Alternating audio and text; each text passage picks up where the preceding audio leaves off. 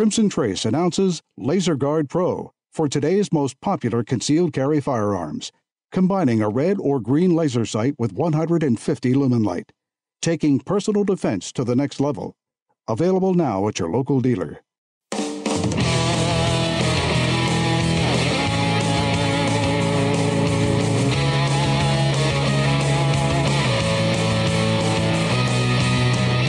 Today on Tom Gresham's Gun Talk, an e-commerce company blocking gun and accessory companies, the advantages of tactical pens, an ATF event that's not what you think, popular pistols, and more.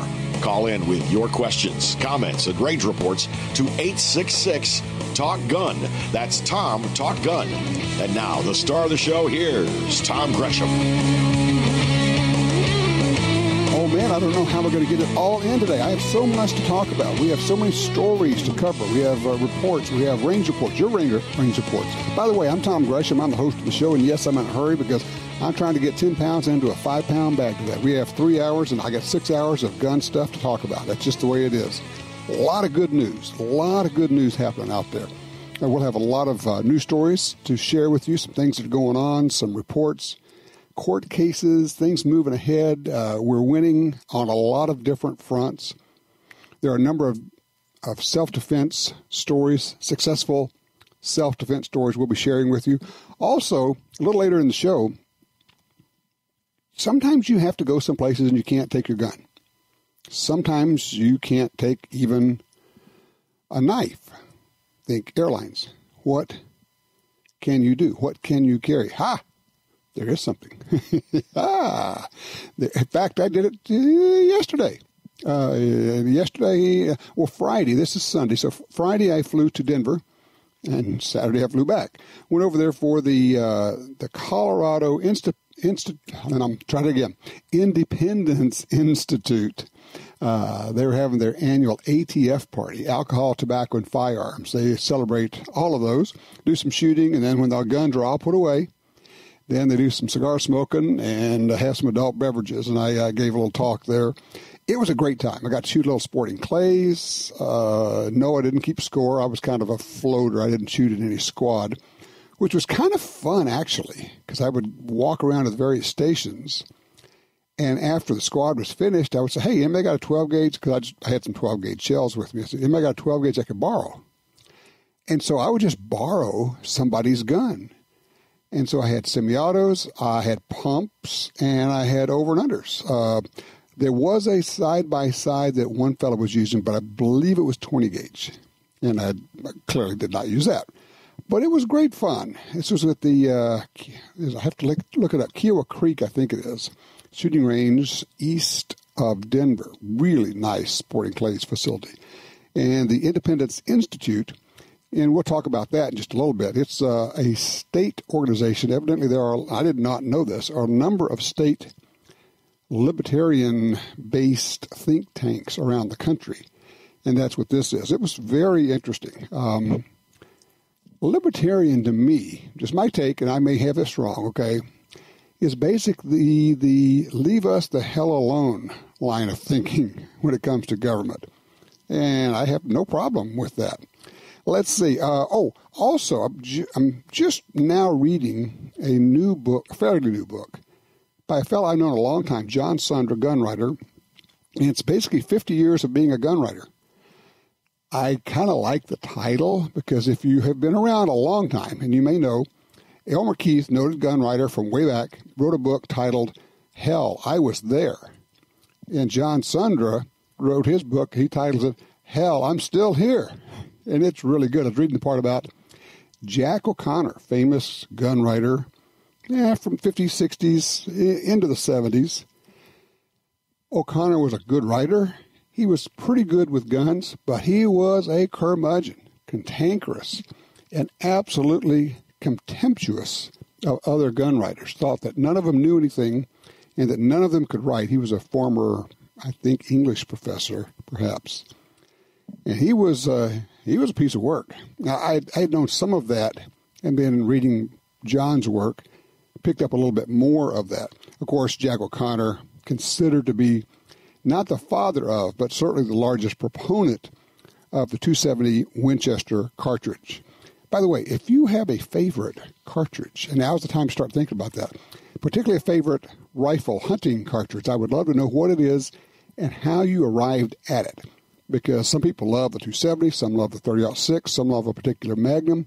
What is your favorite rifle hunting cartridge? Let me know. I'd love to know what it is and why it is, how you came to that. The number here is 866-TALK-GUN or Tom Talk Gun. We're open lines. Give me a holler.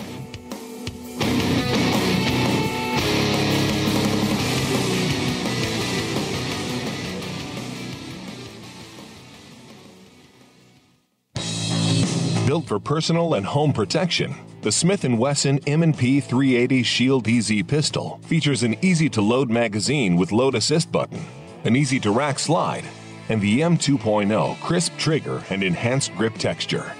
With its easy-to-rack, easy-to-pack, and easy-to-shoot design, the M&P 380 Shield EZ is perfectly sized 380 protection. Find out more at smith-wesson.com. Perhaps more than any other landscape, wetlands embody the life-giving abundance that nature has to offer. And perhaps more than any other organization, Ducks Unlimited is working to ensure that our continent's wetlands not only survive, but thrive for generations well beyond this one. The time is now to band together. The time is now to rescue our wetlands. Used guns can be a great value, but you have to know who you're buying from. What if you could buy quality used guns with a lifetime warranty from the Internet's largest online reseller? That's what you get at DuriesGuns.com. They stand behind every firearm purchase for life. If you have a problem, they'll either fix or replace your gun. Pistols, rifles, shotguns, and more. Check out their inventory today at DuriesGuns.com. Now at LibertySafe.com, you can buy a Liberty Safe at a great price and receive 12 months interest-free payments with 0 down and 0% APR, with some safes as low as $20 a month on approved credit. Peace of mind, lifetime warranty, and in-home delivery service. Go to LibertySafe.com now for 12 months interest-free payments with 0 down and 0% APR. LibertySafe.com.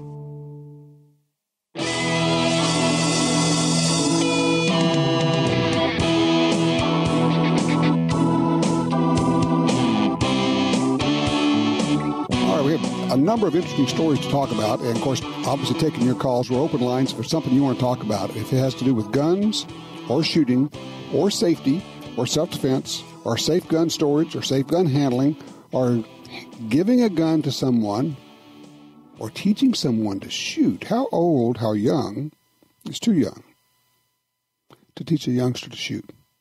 We'll get back to that. We're giving away stuff, of course, as we like to do around here. Giving away Liberty Safe Fat Boy Jr. huge gun safe with accessory panel and free delivery. Holds 48 guns. That's the grand prize. First prize is the Liberty Safe HDX 350, a smart handgun vault. Biometric entry, has USB charging ports. You go to guntalk.com/win. One more time. guntalk.com/win. We're also participating in this very cool, outrageous giveaway. You can find the information on the Gun Talk Facebook page, Instagram, and Twitter. We're doing daily giveaways, 25 Days of Concealed Carry, it's called. You can also go to 25daysofgiveaways.com. Pretty cool stuff. A lot of things going on there. Okay, let's see. Roger's with us out of Williams, Arizona on line 3. Roger, you're on. What's your favorite caliber? Well, I got a story about deer hunting with a .223. All right, talk to me. I was out hunting with a .308, and I had tripped and got it in the dirt. And, of course, you got to take more than one gun when you go out hunting. I would hope so. So I grabbed my Mini 14. Okay. And I was out, and I reload for it with 55 grain soft points, and I heard some noise up ahead of me, and I said, I don't know what that is. I heard some gunshots, and all of a sudden I heard some hoofbeats. I said, well, they spooked a deer somewhere over there. Mm-hmm, mm-hmm. So all of a sudden, I'm standing there at Port Arms waiting for this deer to show up, and bingo, he comes around this corner of this tree, And there he was on the other side of the wash, standing there looking at me, and I'm looking at him. And I put 2 rounds right in his chest, and he went about 30 feet away, and that was it. How far away? Oh, it wasn't probably 40 feet in front of me. Wow. No, I wouldn't hunt, 200 yards with a .223. I think your energy is just too low that far away. But it sounds like it worked pretty well at that distance. But and that's what I love about a semi-auto too. You can get those 2 shots in real quick. Mm-hmm. And he just went right down pretty quick. So I like I said, 200 yards. I think your energy is just too low. Has this made you reevaluate what the .223 can do? Well, I think for when you're in trees and stuff, when you don't have a lot of long shots to do, I think a .223 is fine on deer. I mean, a deer is not any bigger than a lot of humans, and they hunt humans with .223. Well, you're right about that, and that's kind of an interesting comparison. But you're right. And I didn't have a broadside shot either. I'm shooting right at his chest. Oh, okay, yeah. He was facing me. So let me ask you: when you dropped your .308 in the dirt, what happened that made you think, okay, I don't want to use this? Well, I just didn't want to use it if there was any dirt in the action or whatever. Okay. So I just went back to the truck and got the .223. I had a Mini 14, and it worked fine. I was very happy with it, and I think I might hunt deer again with it. I'd really like to do some coyote hunting too, and they do a lot of .223s with that. Oh yeah, absolutely. Well, that's a good range report, Roger. I appreciate that one. It reminded me of a time when I had a .308. I was out hunting. I was probably 16, 17. And I was walking along slowly and tripped over something and jammed the muzzle of the gun into the very soft and wet Louisiana mud. Well, fortunately, I was aware of it. I saw it, knew it happened. And clearly, you have to get the mud out. So I just kind of walked over to a fallen tree, sat on it. I was shooting the .308 Winchester Model 100 rifle. So I took the magazine out, worked the action, and then locked the bolt back. And then I found if I remember it, a vine, something I'm poking in the muzzle of this rifle, trying to get the mud out. I've just got to clear it out, right? Because, I don't want to go back. I don't want to, end the hunt. I didn't have anything, but I just wanted to keep hunting. And so I'm sitting there on this log. I've got the ammo in the magazine sitting on the log next to me, and the loose extra round sitting there next to me. And I've got this vine poking down the muzzle, just sitting there. And I'm looking at the rifle, and then I look up, and about 35, 40 yards away, there's a really nice 4x4 whitetail buck just standing there watching me like, wonder what he's doing over there. Huh. Looks like he's getting something stuck. He's getting something out of his gun. I wonder if he's ever going to look over here. I don't know. And I'm sitting there, I've got all the ammo spread out. The gun's basically almost disassembled. And this buck is just standing there looking at me. It was the weirdest thing. And we probably looked at each other for 10 or 15 seconds, which seemed like 2 minutes at the time. And then he just kind of bounces off and he's gone. There's no, therefore on it. It was just interesting, fascinating. All right, line 2, Tom's with us out of Warrenton, Virginia. Hey, Tom. Hey, I've got a range report on a couple of 44 Magnums that I got to shoot yesterday. Okay. It's a lever action rifle, good old Winchester 94, and a Inter-Arms Virginian Dragoon. Oh, okay. So the Winchester 1894, lever action and 44 Magnum. Now, do you own both of these guns? Yes, sir. Yes, sir. I bought them a couple of years ago from a couple different friends, and the Inter-Arms, the Dragoon, I just purchased that from a widow of a good friend of mine, and I just paid her off last week, and so yesterday was the first time I took that one out shooting. All right, so what do you think? Give us the report. Oh, man, it was just so much fun. My buddy and I, we started out on the revolver with the 44 Special in there, and the gun shoots right where you want it to go. Mm-hmm. Then after a couple rounds there, we put 44 mag in, and we both agreed that It was fun to shoot, but we didn't want to probably shoot the 44 mags out of that too many times. It's fun for a limited number of rounds, right? Yep, exactly. Okay. But boy, it was such a hoot. So I'm planning to take both of those along with me in the Virginia woods here when I go out hunting this fall. And I think they'll we're 20 or 30-yard shots, so I think they'll both do fine for taking out a deer. Now, go ahead, sir. I was going to ask you, did you, in the lever action, did you shoot the 44 special in the lever action as well? No, we only shot 44 Magnum in there, and I tell you, it really, there's a tiny bit of kick to it, but not much. Mm-hmm. It's pretty comfortable. It is. Well, next time you go out, try shooting the 44 special in it. It's going to feel like a 22. It just is so much fun to shoot. Oh, okay. Yeah, you'll love that. Yeah, we'll do. That sounds great. And, going back to the smallest deer rifle, the smallest caliber I ever used was a 222. That's what I started out on. And with that, you had to learn that shot placement counts. But it took the deer out, too. So no kidding, a 222. Yep. That was a classic, too. Oh, yeah. And now, what rifle was it chambered in? You remember? Oh, gosh, I don't remember. That was one I borrowed from my buddy that introduced me to hunting. If I had to guess, tell you. How long ago was it? Oh, this was about 15 years ago, but he had the rifle. The rifle had been in his family for, I think it's the one he started with when he was a teenager. Okay, I'm going to guess. If I had to throw a guess out, I'm going to guess it was a Remington 700, maybe even a Remington 722 or 721, one of their early bolt-action rifles. They made a bunch of 222s in the 700s back in the 60s and 70s. Yeah, that'd be about the right time frame.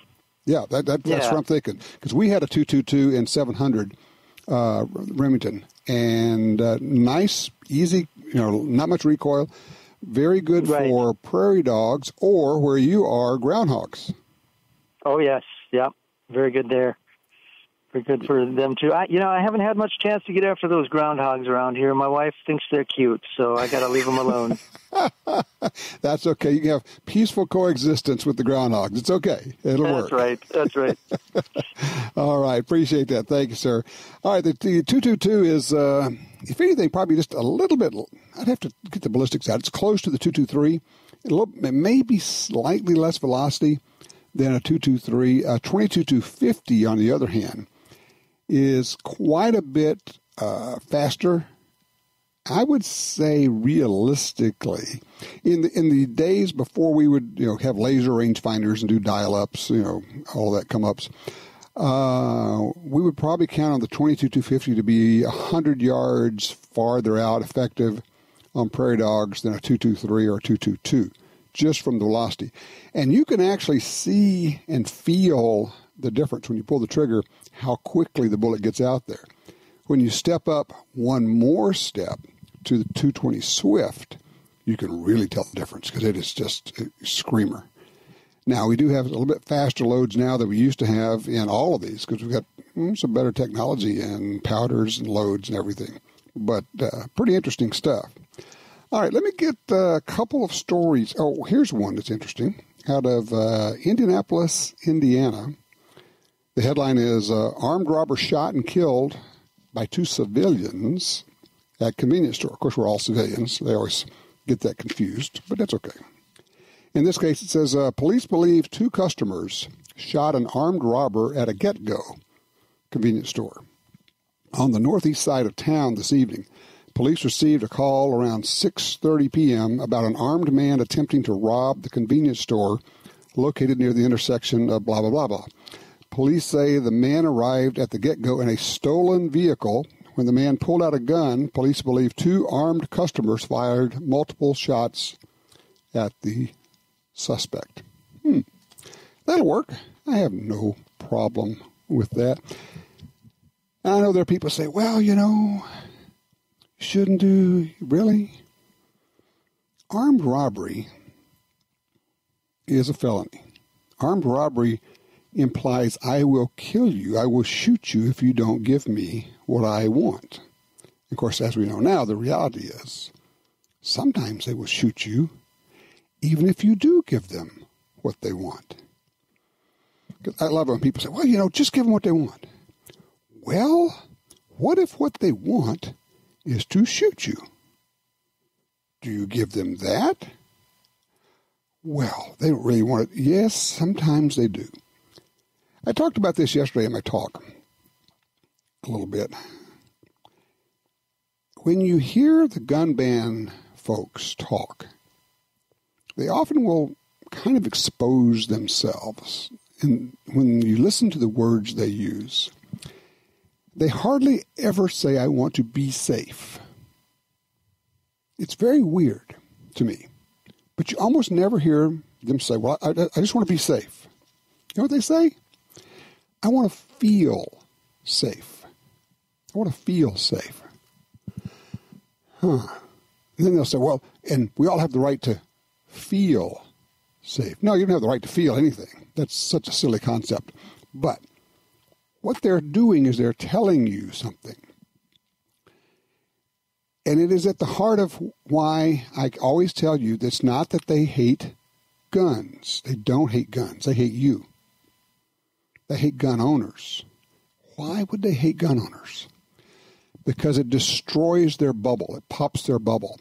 They want to live in a world where they can feel safe without doing anything, without taking any action whatsoever, without doing anything to protect themselves, without being cautious, without being careful, without getting training. They just want to feel safe. Well, what's standing in the way? You. You're standing in the way. Because when you prepare yourself, when you have a firearm, when you get training, when you refuse to be a victim, you stand as a clear example that they're doing nothing. And they can no longer feel safe because you've exposed the idiocy of what they're doing. And so the only way, they're not going to go get training, they're not going to protect themselves, they're not going to do what it takes to be safe. So what they have to do is eliminate you as a gun owner, me as a gun owner, and that way they don't have somebody standing there showing them that their plan is stupid. And they don't get to just feel safe by feeling whatever it is they want. We'll talk a little bit more about some of the things I talked about at the ATF party at the Independence Institute gathering when we come back. Our number is 866-TALK-A-GUN. I'm Tom Gresham. This is Gun Talk.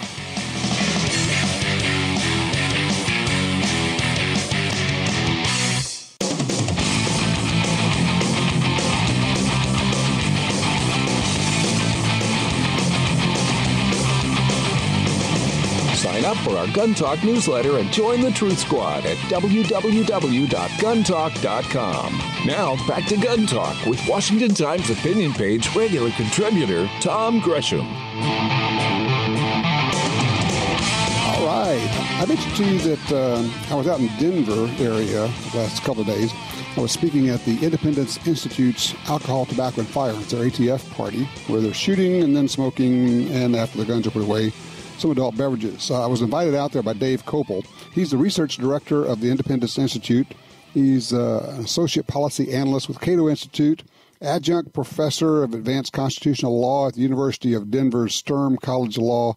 But you may know him through a lot of his work on the gun rights side with a lot of court cases, but also a great book, The Samurai, the Mountie, and the Cowboy, Should America Adopt Gun Controls of Other Democracies?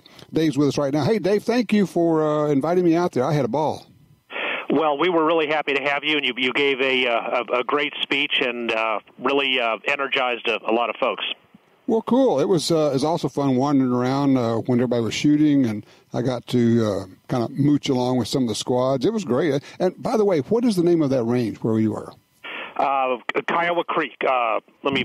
I'll get you the exact name, but Kiowa Creek is the base, and it's not only got sporting clays, but they will train your gun dogs, and they actually have on-property bird hunting in the fall. Nice, and it's a really Kiowa Creek first-class Sporting Club. KIOWA. Okay. KIOWA, just like the Indians. Okay, sounds good. All right, so got to thinking, we talked about so many different things when I was there. It's like we're just bouncing ideas off, and I love talking with you because you have all these ideas, but you sometimes look at things in a different way, and I guess it's because of that. I talk about you and some of your really smart civil rights law buddies, you think in terms of 3D chess rather than checkers. Are there areas where we don't really understand, or maybe we're not as good at arguing, if you will, or presenting our case as we should be? On the presenting the case, I would say no. I mean, one of the things, obviously, you've been working on with Gun Talk since 1995, has been explaining to activists how to be more effective as activists. And part of that, as you say, is that particularly because it's the gun issue, and you're not trying to convince the haters on the other side. You're trying to convince moderate people who may not know that much about it. Mm-hmm. And your tone matters a lot. So a moderate, calm, thoughtful tone, really, like David Keene, the former president of the NRA, is a really good role model for that. Mm-hmm. And that helped because it's guns. You don't want people who are undecided to think, oh, well, these people who like guns, they're really scary and they're angry all the time. That's not the objective. Yeah. And getting up and down and yelling about your rights, which, obviously I believe in. It's what my career is. I've put more work in that in my career than on any other issue. Mm-hmm. But that's only convincing to people who already think you have the right, and people who are undecided or mm-hmm. think that, the people have a right to have a gun, but they don't understand what's wrong with, particular gun controls. Mm-hmm. They're not going to be convinced by, you saying it's an absolute right. So as the Bible says, a soft answer turneth away wrath. Not necessarily the wrath of the hate groups. Right. But they help convince the people in the middle that we're the reasonable ones. Yeah, and I think our movement's overall good at that, but there's always sort of stragglers who still insist on speaking in a way that is more about their emotional validation than it is about winning by convincing. Well, and you made a point when we were talking yesterday. You said, look, if you're arguing about another issue, if you get really loud and opinionated and you're voicing your opinion really strongly, people aren't necessarily afraid of you. But if you're a gun person and you're making a lot of noise and really getting out there and in people's faces, they think, oh, he's a scary gun guy. So because of our issue, we are better off to present it in a softer, more mild-mannered, reasoned presentation.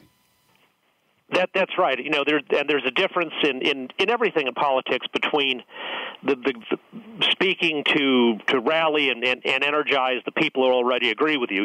Preaching to the choir, which is important because you need to get the choir not just to show up on Sundays, but to live out its mission 24/7, even when they're not in church. Mm-hmm. But that's different. But back to the evangelizing example, that's not the way you would necessarily convince someone who's on the fence and thinking about. Mm-hmm. Maybe they're thinking about religion for the first time, but you don't get all like Billy Sunday and get up and rail against demon rum or whatever. The nicer and calmer you can be, the more important, more effective you'll be. And, the vast majority of the public, logical arguments are less persuasive to them than what they can pick up on emotional cues. Well, it's one of the reasons I think that it's so effective. We have so many women now are being able to talk about this. We talked about the FASTER program is now in Colorado, and I had a lady come up to me yesterday. She drove 3 hours from Kansas to be there. She'd been through the FASTER program, training teachers and school personnel to have guns in schools. And I asked her, I said, and she passed. She graduated from the course. I said, well, what did you think of it? And the first words out of her mouth were, it changed my life. It changed her. And now she becomes an advocate because now instead of saying it's my right, she's talking about protecting children, and we care for kids, and we care for each other. And the more we have women involved in shooting sports and getting their carry permits, and even teachers and administrators, going through this kind of program, that's good for us. Oh, it absolutely. And it's important to emphasize that, with the programs like the Independence Institute helps support like FASTER, which was something created by the Buckeye Firearms Foundation in Ohio, and we've copied it and brought it to Colorado and now out of the 180 school districts in the state, we've trained people, teachers and administrators and other staff in 30 of those school districts already, and we're keeping it going. But we are the pro-life side of this debate. I mean, it's sort of obvious to everybody that we're the pro-choice side. But contrary to the hate speech from the Bloomberg public relations team, we are the pro-life side. We're the ones who put arms in the right hands so that an innocent person can stay alive. That's a great way to put it. Dave, hold on a second. I got to take a quick break. We'll come back. I want to talk a little bit about what we did there, also about the role of the Independence Institute and kind of how people can get involved in their particular states. My name's Tom Gresham. Our number is 866-TALK-GUN. We'll be right back.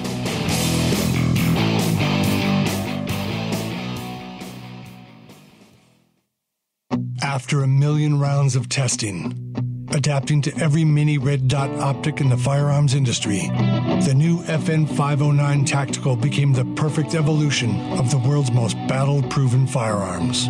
Designed for mill-free compatibility, the FN 509 Tactical bears the most advanced patent-pending optics mounting system ever seen on the front lines or the home front. Set your sights on the new FN 509 Tactical. This land, once wild and free, fades now from our memory. But I remember what it was like, what we were like, what we are capable of when we band together. Perhaps more than any other landscape, wetlands embody the life-giving abundance that nature has to offer. And perhaps more than any other organization, Ducks Unlimited is working to ensure that our continent's wetlands not only survive, but thrive for generations well beyond this one. These natural wonders are where waterfowl begin their cycle of life, where the deer and the antelope play, and where we, the people, gather together to see and share what makes the outdoors so great. The time is now to band together with organizations like Ducks Unlimited. The time is now to rescue our wetlands. Why do hunters and shooters love the Ruger American Rifle? With right-handed and left-handed versions, all-weather, Magnum, Compact, Predator, Ranch, and Scope package options, there's a Ruger American for everyone. Lightweight with an adjustable trigger and minute of angle accuracy, Ruger American Rifles pack in the features. Is the Ruger American the best rifle on the market? See for yourself at your local retailer or at Ruger.com. That's Ruger.com. Attacks happen every day. How will you react? See real people put into real-life criminal attack situations on First Person Defender. Discover what works and what doesn't. Kidnapping, ATM robbery, home invasion, and other attacks. Learn how to save your life and the lives of your family. Get the entire first season on DVD at ShopGunTalk.com. Get prepared. ShopGunTalk.com. Tactical professionals who put their lives on the line every day depend on Surefire. Since 1979, Surefire has designed, machined, and assembled the finest flashlights and weapon-mounted lights right here in the U.S. From everyday carry flashlights with 1,200 lumens and mil-spec hard anodized finishes to the most reliable weapon lights on the market for duty use or your home defense firearm, Surefire has what you need. American-built, American-strong. Visit Surefire.com. All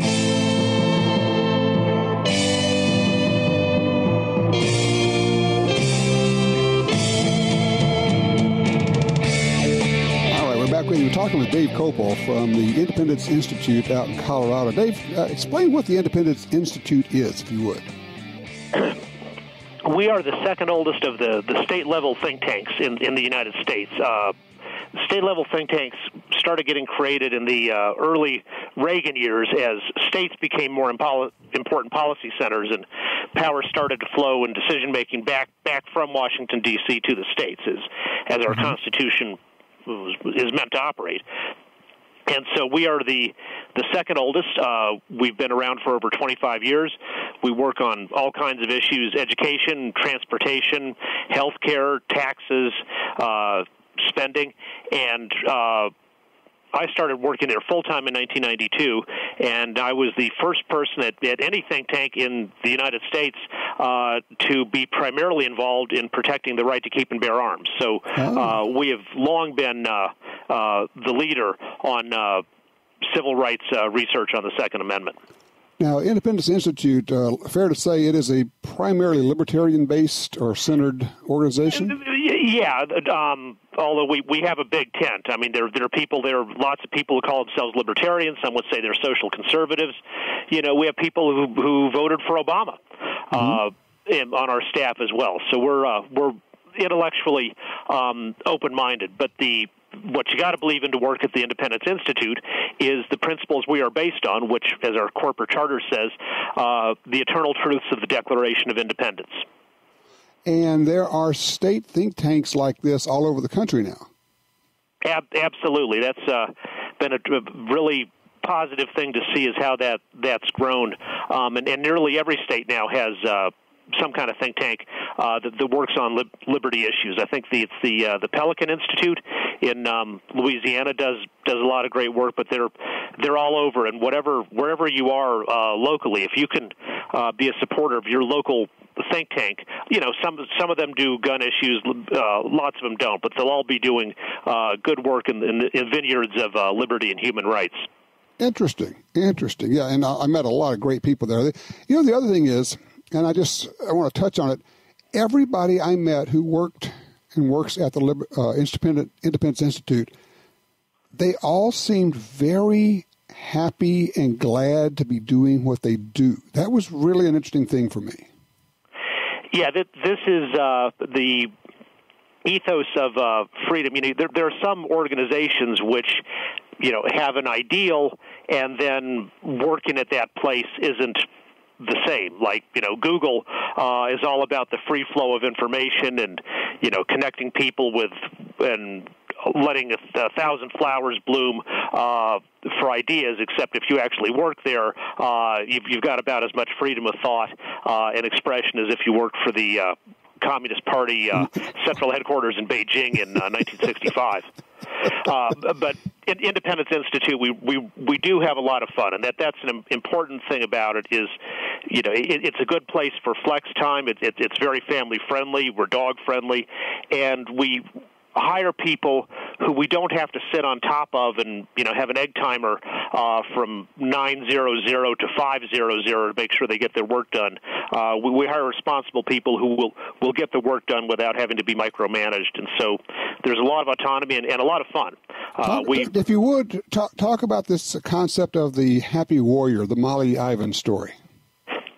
Well, so Molly Ivins, I saw her give a speech in the early 90s at a American Civil Liberties Union ceremony where my dad, a state representative, was getting their Legislator of the Year award, and she talked about being at the deathbed of a guy named Joe Rauh, R-A-U-H, and Joe was one of the great civil rights attorneys of the 50s, 60s, and 70s, and did so much to dismantle Jim Crow and other, you know, unjust systems of oppression. And as Molly told the story, and Joe had just died, you know, not that long ago, and she was there. And what Joe Rauh said to her is, "Molly, tell him how much fun it was." And she urged us to have that same kind of thing. Is you don't have to be all grim and angry and upset all the time. You can be happy. I mean, if you've got a life where either, you know, it's your job or you've got enough time in your life to be a volunteer and work on an important cause, that's something to be joyful about in itself, and be a happy warrior, and you'll be a more effective warrior for gun rights if you can be happy about it, because you know, I mean, you can see this. It makes it easier to show up in the morning when you love what you do and be a happy warrior. I love it. Dave, we are out of time here. I want to thank you again. What you guys are doing is fabulous. I was very impressed. Thank you. You do great work on Gun Talk, and you've been so helpful for our rights for a quarter century now. Thanks, Dave. Listen, you take care. Tell everybody there hello for me. Great group, Independence Institute. If you get a chance, check it out. Maybe you can go to the ATF party next year. 866-TALK-GUN.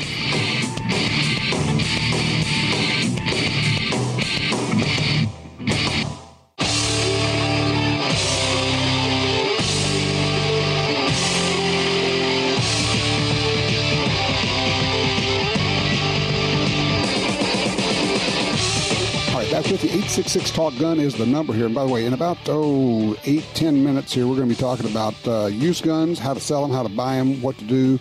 A lot of good information with what's going on in the world of used and actually new guns as well. So you don't want to miss out on that. Right now, Justin's on line 1 out of Granite City. Sounds like you've been doing some trap shooting there, Justin. I have been. I was gifted a 870 Wingmaster TB last year. Been shooting, it was an upgrade in trap gun from what I was shooting before. Mm-hmm. But I went down to Sparta, Illinois for the Grand American just a few weeks ago, and I shot it. Yeah, I screwed up. You should have asked me. I'd have said, "Don't do it unless you want to spend money, man." Yeah, and that's where I'm sitting right now. I shot the two guns I shot best was a Browning BT-99. It was a limited run by Monsoors. They're up in Wisconsin, I believe. Mm-hmm. And it's got the adjustable rib, the drop of the comb. All of that fits me real well. I require about 1.5 inches, 9/16 drop of the comb. Okay. And I also shot a Krieghoff KX6. It's their single shot. It's not the K80, which is an over and under. Right. And the KX6 is about twice the cost. Yep. But the stock, it had the rollaway stock. It had, the amount of cast off already built into the stock that I needed. And it was a wonderful gun to shoot. But I shot both of them about equally. Okay. So then that's where I'm, if I'm shooting both guns really well, that's where I start looking at durability, resale value, things of that nature. Mm-hmm. So, when I speak with Browning, they tell me, 40, 50,000 rounds is when you're going to need a rebuild. Krieghoff is telling me 100,000 plus if you take care of it and, you maintain it the way you should. Mm-hmm. So I guess my big question is, from what you've seen, because from what I also understand, Brownings aren't as well built as they used to be. I shoot with a bunch of old timers who've shot Brownings for eons since Jesus was born. And, my gun's still never been rebuilt, and it's fine. But yeah, I don't know if that's true. I don't know that it's true that they're not as built as well as they used to be. The BT-99 is a horse. I mean, that thing just goes on and on and on. It's just unbelievable. We're looking at, about a $3,000, $3,500 spread between them? Yeah, ballpark. The Monsoors BT-99s is the model I want's $2,500, $3,000. Mm-hmm. The KX6 new through DuPont is $65. Okay, yeah. So, you know where we're going to end up on this, don't you? Is that you shoot them both equally well. You like them both. There's a big difference in price. Krieghoffs, no one ever said anything bad about a Krieghoff. No, it's hard to break one. So it really comes down to, 1, do you have the money? And 2, do you like the Krieghoff better? If you do, buy it. If it's a toss-up, buy the Browning, and you can buy trap loads forever with the difference. Right, and right now I'm by the end of fall, I'll have money to pay cash for the BT. The Krieghoff would probably take until, late 2019, early 2020 to pick it up. That makes it easy. I know. And I'm out of time here, but I'm going to tell you, the BT-99 just will work for a long, long time. But, and here's the real but, if in your heart you say, yeah, but I've always wanted to have a Krieghoff, then keep shooting that 870 for another year. It'll work for you, and save up the money and get the one you really want, because you're going to have either one. You're going to have forever, really, as long as you want to have it. They're not going to break. They're going to keep on working. You're going to have them forever, and so you want the one that when you pick it up, you go, "Oh, I love this gun." You don't want the one you say, "Oh man, I should have gotten the Krieghoff, or I shouldn't have spent the money. I should have gotten the." You know what I'm talking about? Okay, I mean it's a simple choice there. Hey, don't go far. We're going to talk about used guns, buying them and selling them.